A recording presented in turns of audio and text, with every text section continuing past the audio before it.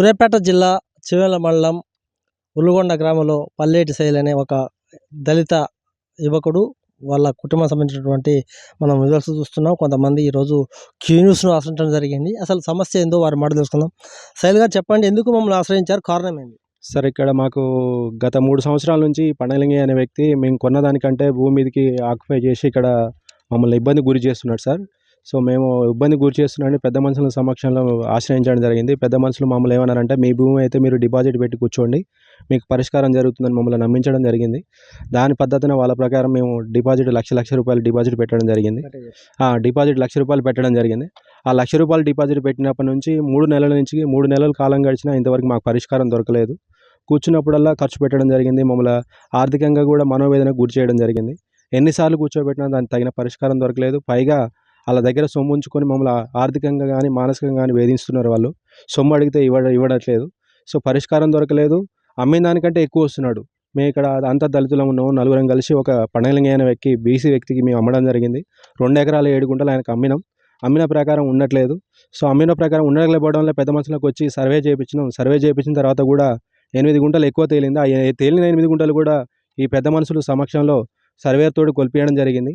ఆ 8 గుంటలు తేలిన భూమి కూడా హద్దులు పెట్టడానికి వస్తుంటే మా మీద పైగా దాడి చేయడంతో పాటు మామూలు ఇబ్బంది గురి చేస్తున్నాడు. ఏమనంటే మమ్మల్ని నెట్టడం, ఆడవాళ్ళతోటి మమ్మల్ని తిట్టిపీయడం అని ఊకే మనోవేదనకు గురి చేస్తున్నాడు. ఎవరికి చెప్పుకోవాలని అర్థం కాక మిమ్మల్ని కీ న్యూస్ని తీర్మానం మల్లన్న గారిని మాకు న్యాయం జరుగుతుందని మిమ్మల్ని ఆశ్రయించడం జరిగింది. సో మాకు ఇక్కడ ఉన్న ఆధారాల ప్రకారం మా అమ్మగారు మేము కొన్న భూమి, మా అమ్మగారి నుంచి వచ్చిన భూమి, మా అమ్మగారి నుంచి మేము పండగలింగి అమ్మిన ఎకరం 31 గుంట. వీళ్ళు మాతో పాటు దళితులే, వీళ్ళు మా చిన్నమ్మ, మా అన్నయ్యలు అందరం కలిసి 2 ఎకరాల 7 గుంటలు ఆయనకు అమ్మడం జరిగింది. పైగా మిగిలిన భూమి కూడా మాకు ఉంటుందంటే, మీకు ఎక్కడిది భూమి, మీకు సంబంధం లేదు, అసలు మీరెవరు, మీకు హక్కుదారులు ఏడిది, మీకు సంబంధం లేదు, మీరు సంబంధం ఉంటే మాత్రం మీ భూమి అంటే మాత్రం డిపాజిట్ అనేది మమ్మల్ని ఉసగొలిపి మా సొమ్ము 5 లక్షలు అంటే మాకాడ అంత సొమ్ము లేదని చెప్పినాం. ₹1,00,000 పెట్టండి అని ₹1,00,000 పెట్టించి పైగా 3 నెలలు కాలం గడిచినా ఇంతవరకు పరిష్కారం దొరకలేదు. మమ్మల్ని ప్రతి వారం మమ్మల్ని పిలిచి పెద్ద మనుషుల సమక్షంలో పిలిచింది కానీ పరిష్కారం అనేది ఇంకా దొరకట్లేదు. సో తప్పకుండా మాకు న్యాయం చేయాలని క్యూ న్యూస్ని వేడుకుంటున్నాం. అంటే ముఖ్యంగా మీరు కొన్ని సంవత్సరాల నుంచి కూడా దీన్ని బాగు చేస్తున్నారు కదా, మరి బాగు చేసేటప్పుడు లింగే కావచ్చు, లేకపోతే సదరు ఇంకో వ్యక్తి కూడా ఉన్నాడు, అతను ఏమైనా వచ్చాడా? ఎవరు రాలేదు సార్. మేము ఆయన ఏదైతే సాగు భూమి ఉందో సాగు భూమి వరకే భూమి మీద ఉన్నాడు. ఇదంతా మేమే పట్టా అయింది. మాకు పట్టా చేయించుకున్నాం. మేమంతా అనాగరికులం, దళితులం కాబట్టి పట్టా మేము అంత సదును చేయించుకున్న భూమి కూడా మేము ఏంటంటే రాళ్ళు రప్పలు ఉన్నాయి, ఎవరు రారలే అనే ఆలోచనతోటి మేము కూడా భూమి మీదకి వెళ్ళలేదు. ఈ పట్టా అయిన భూమి కూడా ఇన్ని రోజులు రాకపోయేసరికి మేము భూమి మీదకి రాలేదు.